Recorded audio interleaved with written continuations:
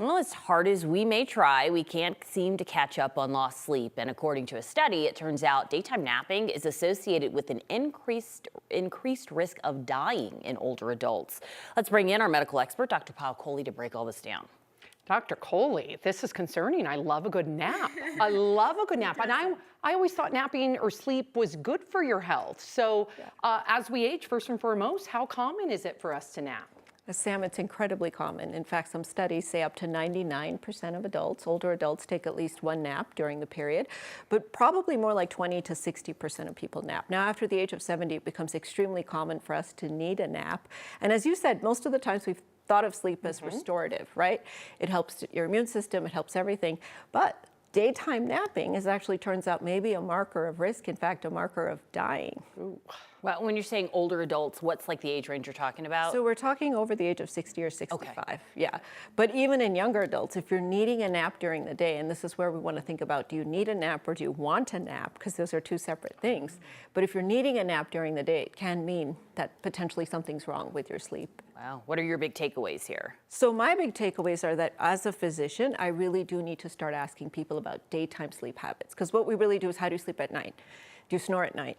Yeah. And really what's more important, or just as important, is how people are sleeping during the day. Because we know as we get older, there are many reasons that we don't sleep well. So first of all, our sleep is more fragmented.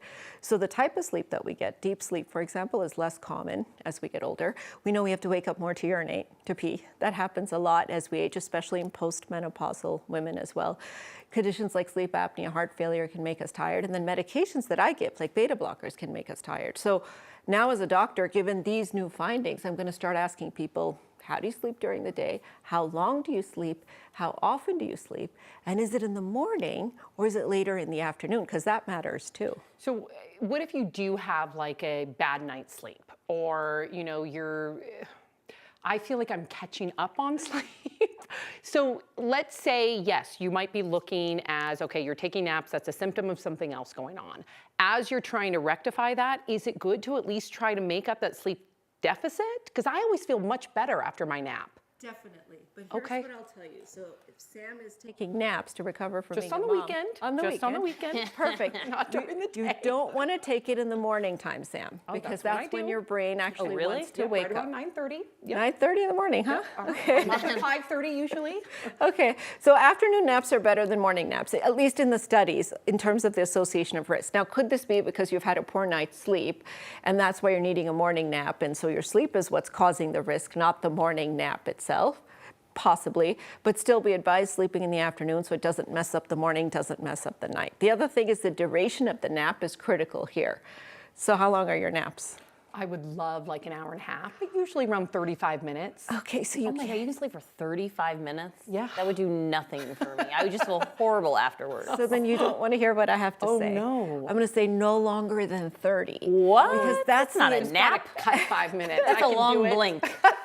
This one doesn't even nap. Can you believe it? Makes me feel worse. You're a That's superwoman. me. That's me. Alex and I are the Okay. same. Like I'm disoriented. And the reason Yes. is because when you wake up, you have what's called sleep inertia. The inertia of the sleep is persisting into your wake cycle, and your body is neither asleep nor awake, and you're really in this sort of, transition zone. So 30 minutes is what your brain will allow to reset itself without having that sleep inertia based on many different studies. So you want shorter naps, you want them in the afternoon, and really the thing to look out for older adults, the warning signs are, if they're napping more frequently, multiple naps during the day, if they're napping more days of the week, if the naps are in the morning, or there's been a change in their napping pattern. But it's normal as we get older to take a 20-minute, 30-minut cat nap in the afternoon. So I want us to do that when we're old ladies, but just limit it as 30 minutes. Sam. All right, learned a lot from Dr. Kohli as always. Thank you.